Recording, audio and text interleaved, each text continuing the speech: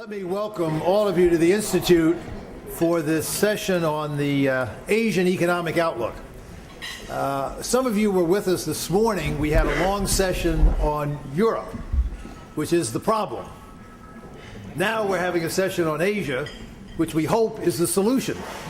And Changyong Rhee will tell us whether that's the case. Changyong is a very good friend and known to many of us, particularly for the crucial role that he played last year while Korea was chairing the G20, the historic first occasion on which an emerging market economy chaired the Global Leadership Steering Committee.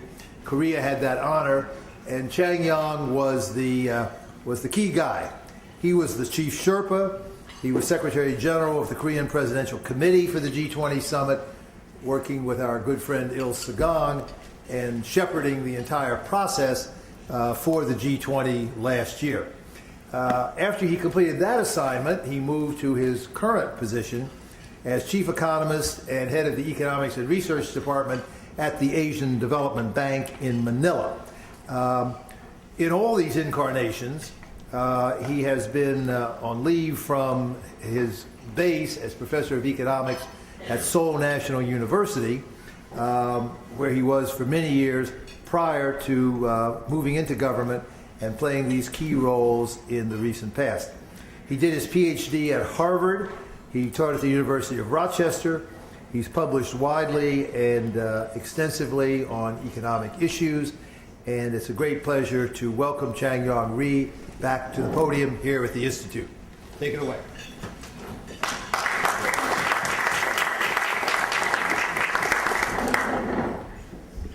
Thank you, Mr. Holstein, and it's my great honor to be in Peterson Institute, and I'm really grateful that I think lion's share of my credit in G20 has to be, we owe a lot to Peterson Institute and especially Mr. Holstein, and intellectually and all the history of G20 and ideas. So it's a great honor and my pleasure to be here and to thank him and then to present Asian Development Outlook 2011. Fred mentioned that whether Asia can be a solution, but to speak frankly, I think we hope to be so, but we are worrying about that we may be victimized again by the global financial crisis. Let me explain what we are worrying about. So my talk, I will first talk about the global and regional outlook that we annually actually update around the time, and then I will talk about what kind of structural problem we have in Asia too, and then I will talk about something about demographic transitions too.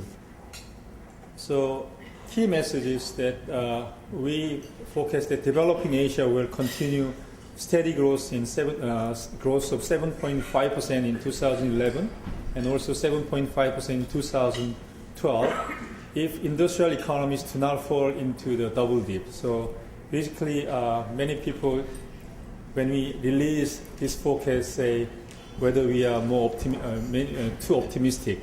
But you know that yesterday, I think the day before yesterday, IMF released its forecast, and IMF forecast about Asia is about 7.6% this year and 7.3% next year. So our forecast is 7.5 and 7.5. So in some sense, this year we are less optimistic than IMF, but next year figures we are a little bit more optimistic than IMF. But both ADB and IMF assume that there will be no double dip in next year in advanced economies, which is now big question, especially because of the today and the recent financial market turmoil. So, but under the assumption that advanced economies slow down without double dip, we expect that Asia is resilient enough to cope with the slowdown of advanced economies and grow at 7.5% in the next 2 years. With that assumption, we believe inflation is a still continuing concern, and if inflation rate will hit 5.8% in this year. But we want to emphasize that the Asia's strong average growth masks heterogeneity in the region, in poverty and inequality. And I want to emphasize that Asia, we have more than India and China. And so to adjust this sluggish global economy, Asia needs to accelerate its structural reform for promoting domestic expenditures and price stability. And one of the structural reforms that Asia had better start right now is to prepare for demographic transitions over the medium term, which is the same chapter of the 2011 Asian Development Outlook. So let me just show you our underlying assumption. We assume that in March, when we release our forecast this year, we assume that advanced economies will grow 2.1%, and in 2011 and 2012. But you know that that was a too rose picture, and now we, because of the slowdown of U.S. and the European economy in the first half of this year, we had to revise our assumptions. So we downgrade our estimate from 2.1% to 1.3% this year, and then we assume that the economy, the global economy will resume its slow growth, so that growth rate of the major economies will hit 2.0% next year. IMF's assumption, I think, is I think IMF assumed 1.2% this year, so it's very similar to us, but next year they are assuming 1.6 rather than 2. So in some sense, the forecast that I'm showing you today for the 2012, our estimate is a little bit optimistic than IMF number. So today I'm a little bit feeling like, especially for United States and Eurozone, I think it's quite, we were not wide off the mark, but in March, when we release our forecast number, it is immediately after the Japan's earthquake happens. So at that time, we didn't have enough time to adjust our numbers. So at that time, we forecast that Japan will grow by 1.5% in March, but that's too optimistic. So now we had to revise its number to minus 0.5, which is same as the IMF number. So that is a feeling that I now have. We are assuming that there is no double dip in the G3 countries next year, but now the market situation is quite uncertain. So I hope that the world economy wouldn't go into the double dip, because it has really large implications for Asian economies too. So anyway, so a basic message is that in the first half of this year, the global economy slowed down, and we had to revise downward our estimates. So as I mentioned, we revised downward our estimate from 7.8% to 7.5% for developing Asian economies. 7.5, I think, is still quite robust growth number. And then we had to revise down our forecast for 2012 from 7.7% to 7.5%. And one good news is that, especially by the first half of this year, this resilient growth in Asia is quite widely distributed across the sub-regions. It's not just for India and China. Many other regions, East Asia and South Asia, has been growing quite steadily across the whole Asian region. And since we don't have enough time, I would not want to go into the individual countries' forecast, but in general, we actually revised down our forecast more for a country which has a more, export, dependency. Because as advanced economies slow down, we are expecting that the countries with larger export sector will suffer more. So we downwards revised China from 9.6% was our previous forecast, but we are revised downward this growth rate to 9.3% for this year. For example, for your reference, IMF forecast for this year is 9.5, slightly higher than us. And the Korea we downward revised from 4.6 to 4.3. But one exception is Hong Kong. Hongkong's export dependence is quite high, but in the first half of this year, Hong Kong actually has a really wonderful performance. Their growth rate was well above 6%. So even though we are assuming that they will slow down from the second half of this year, because of the wonderful performance in the first half, we had to revise upward Hong Kong's growth rate from 5.0% to 5.5%.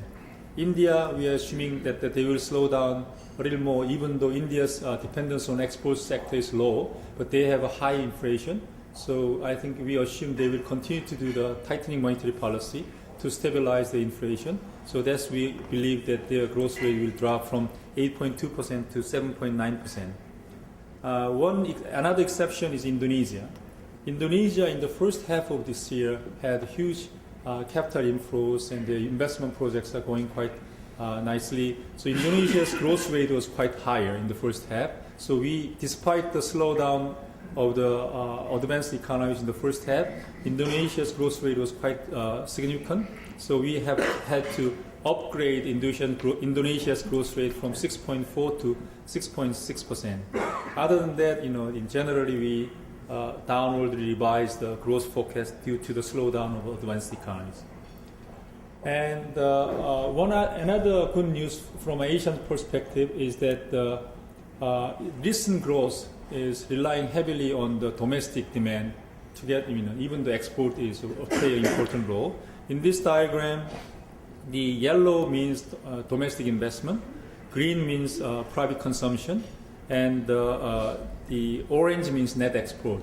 As you can see, for many countries, the growth of the first half of this year was led by the private consumption and investment. So in some sense, Asia's growth, rebalancing is going on in many Asian economies. And if you look at the trade, the nature of trade, the intra-regional trade is on the rise. So in 2007, the proportion of the intra-regional trade among major Asian economies was about 42%. Now intra-regional trade increased from 42 to 47%. Definitely still, it does not show that the Asia's independence from, or decoupling, this graph does not show the decoupling because, anyway, the intra-regional trade still led by the factory Asia pattern. So final good has to be exported to the advanced economy. So the growing intra-regional trade does not necessarily mean more independence of the Asian economies from the advanced economies. But anyway, it's a good sign that there is a more intra-regional trading is going on. Okay, but on the other hand, because of the strong performance in the first half, inflation is still a concern. In 2010, average inflation in Asia is about 4.4%. But in the first half of this year, you can see that for most of the countries, inflation is higher than 4.4%, and especially there are a significant number of Asian economies whose inflation rate is above 2 digits, and the Vietnam's inflation rate in the last month was 24%, is quite high. And this inflation is mostly due to the commodity price increase, especially food price inflation. And I don't have a slide here, but in the CPI inflation, about 50% can be explained by the food price inflation alone. And for countries like Bangladesh, food price inflation explains 80% of the CPI inflation. Even for China, food consumption is only the 30% of the CPI basket. But in China's inflation, about 70% of the Chinese inflation is due to the food price inflation. So food price inflation is one of the major reasons for the high inflation in Asia. And it was higher than we expected, so we have to revise over our inflation expectations. So we did it revise over our inflation forecast from 5.3% to 5.8% in 2011. But we are expecting that due to the slowdown of the advanced economies, commodity price will moderate soon. So we are expecting that the inflation is inevitably will stabilize next year to 4.6% level in 2012. Still, I'm asking, the frequent question that we are asked is whether Asian Central Bank has to change its policy stance, because we are expecting that the advanced economies are slowing down. So whether Asia has to stop tightening its monetary policy and may actually switch to the more expansionary policy. Our ADB's opinion is that maybe later on, once we have more evidence of the double dip or the more slowdown of advanced economies, the central bank may have to change their policies. But at this moment, they may become more cautious and become a little more neutral. But we believe it's not a time to go into the expansionary policy, because if you look at the real interest rate of many countries, there are many countries which has negative real interest rate, and also the output gap is quite close to zero. So probably still, unless we are sure that the advanced economies are going to the double dip, I think maybe for countries with two-digit inflation, still the inflation is a continuing concern, and they may be a little bit more vigilant about inflation, together with the possibility of the downward growth prospect. The capital inflow was another important issue. In March, when we released our ADO numbers, at that time we expect that the global economy will recover and capital will return to Asia more, and we are worrying about the large capital inflow in 2011, which was actually not happening. After 2009, when the global economy recovers, the capital inflow resumed again very strongly in 2009 and 2010.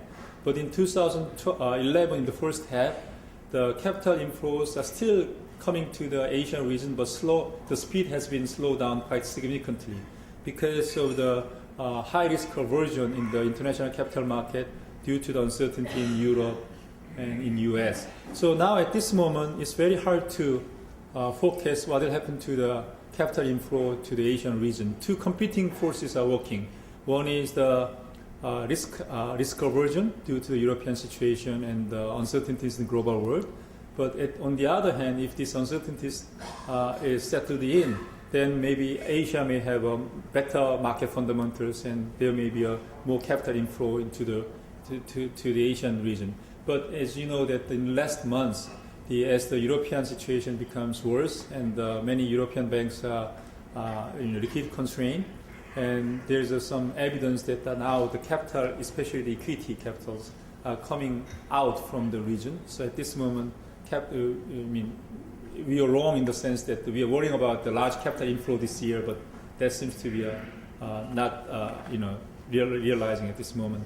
But anyway, it's very hard to focus what will happen to the future in the near term, what will happen to the capital inflow or outflow in the region. It will heavily depends on what's going to happen in the Europe. So we believe that Asia policymakers has to be very vigilant and then pay much more attention to the more volatile capital flows, inflow or outflow, whatever, in the short period of time. And that's why many Asian policymakers are discussing about whether we have to use the short-term measures such as capital control or what other kind of non-conventional measures to cope with the volatile capital flows. Okay, so I think I mentioned that unless we believe that the double dip in the global world, still the Asia will grow quite robustly, and 7.5% is a quite significantly high number to continue the Asia's momentum. But on the other hand, equality in Asia is quite rising fastly. So as you know that this high growth, if you look at the change of the Gini coefficient between 1990 and 2010, several significant number of countries, the income inequality is rising very rapidly, and also non-income inequalities, which is usually measured by the progress of the Millennium Development Goal target by UN, is quite uneven. So this number here shows the Millennium Development Goal has their target by 2015, and the number here 95, for example, in gender parity means that 95% of our developing member countries are expected to meet the target by 2015. But if you look at there are 14 or 17 pillars, and you can see almost half of these pillars, many Asian economies are not expected to meet the Millennium Development Goal by 2015. And another structural problem behind this rosy picture of the higher growth is that the quality of employment, even though employment is growing quite rapidly in Asia, the quality of employment is not that high. So usually the quality of employment is kind of vague concept and very hard to measure. So what usually as a proxy for the quality of employment, people usually use the share of informal employment. The definition of informal employment is employment without any formal contract. And one astonishing fact is that the number of the informal employment, proportion of informal employment in total employment in Asia is 67% in 2008, and it hasn't changed very much for last 20 years. The numbers are quite similar if you have a 1990 number. And this 67%, but if you look at the Latin America, the number is 33%, and OECD, advanced economy, is 8.3%. And within Asia, for example, Singapore, the proportion of the informal workers is 8%, like OECD countries. Korea, 13%, something like that. But in China, 40, India is 80. So there are huge variety of variance in informal sector workers.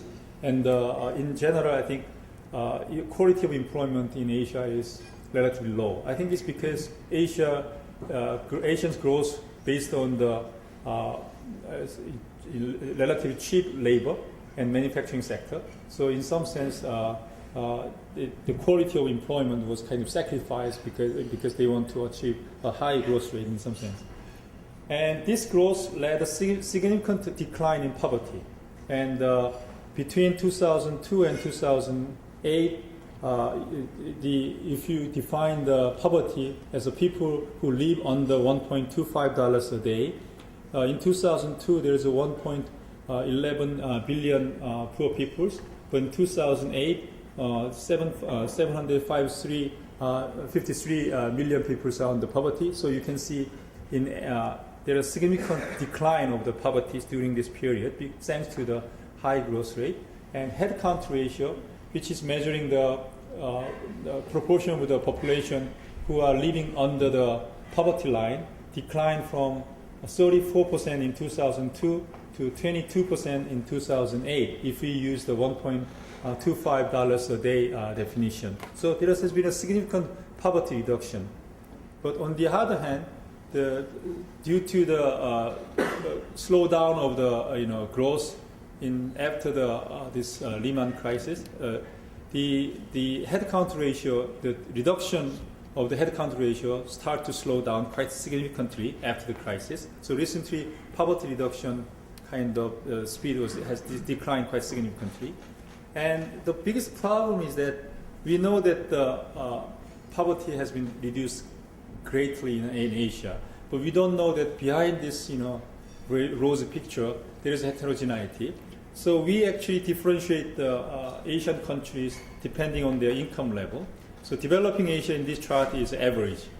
OCR is the ordinary capital resources, which is in ADB's definition. But OCR countries are countries which can access the market. So it's more like a middle-income Asian countries. And ADF countries means Asian Development Fund is countries which is eligible for the Asian Development Fund, which is more concessionary fund. So it's very low-income countries. ADF blend is in between. So you can think OCR countries are kind of middle-income Asian countries. ADF countries are low-income countries. If you look at the average poverty reduction between 2005 and 2008, in average, the number of people under poverty has declined by 17% in OCR countries. But on the other hand, for low-income countries, the growth rate is only 7%. And in order not to upset them, I didn't write down the country's name. But among the 7 low-income countries, actually, in 3 countries, the number of poor people has increased during this period rather than decreased. So my point is that the high growth in Asia is true, but on the other hand, this high growth is led by China, India, and larger middle-income countries. But there are several other Asian economies which are not doing that greatly. So Asia is quite heterogeneous, and for some countries, still poverty is increased, and they have some problem. Yes, we are much better than Africa because they have a more poor country which hasn't grown very much. But on the other hand, I think when we talk about Asia, we should remind that it's more than just Asia has more countries than China and India. Okay, and still Asia remains the home to the 2/3 of the world poor, at this moment, 63% of the world poor live in Asia because Asia has a large population, and 33% of the poor people live in Sub-Saharan Africa. So I'm showing this graph because what will be the next biggest challenge in Asia is that we have a very high growth. On the other hand, we have a rising income inequality within a country, and also more heterogeneous and rising income inequality across the region within Asia. Yes, absolute terms, we are better than Africa, but because of the high growth, now Asian countries can each other look at, you become quite rich within a very short period of time. So like so social tension within a country and within the region is growing, and maintain high growth together with reducing this geographical and within country inequality seems to be an important topic that Asia country has to address in the next couple of decades. Now, given the time limit, I go to our sim chapter topic, which is about the changing demography patterns in Asia. We are showing this, we are thinking this demographic issue is important because in the short run, because of the slowdown of advanced economies, Asia has to prepare for the moderation of its growth, high growth. But at the same time, if you have a longer term perspective, Asia has another important reason to expect its moderation of its growth rate because of demographic changes. So this graph shows the old age dependence ratio, which means the number of people whose age is above 65 to the labor force. And as you can see, the upper two line is Korea and Singapore. In Asia, there are three groups: countries which already have a advanced stage of the aging, like Korea and Singapore, and the speed is enormous. For example, in Korea, 2010, the old age dependence ratio is about 10%. And then 2050, it increased to 60%. So within 50 years, old age dependence ratio increased by 6 times. So this is quite historically unprecedented. So they are really rapidly aging. And the second group is like at the middle stage of the transition. Countries like China and Thailand, which is in the middle. And in case of China, they are actually approaching to the peak in the labor force wise. The young generation is approaching to the peak by 2015. And after 2015, they start to, becoming a little bit old.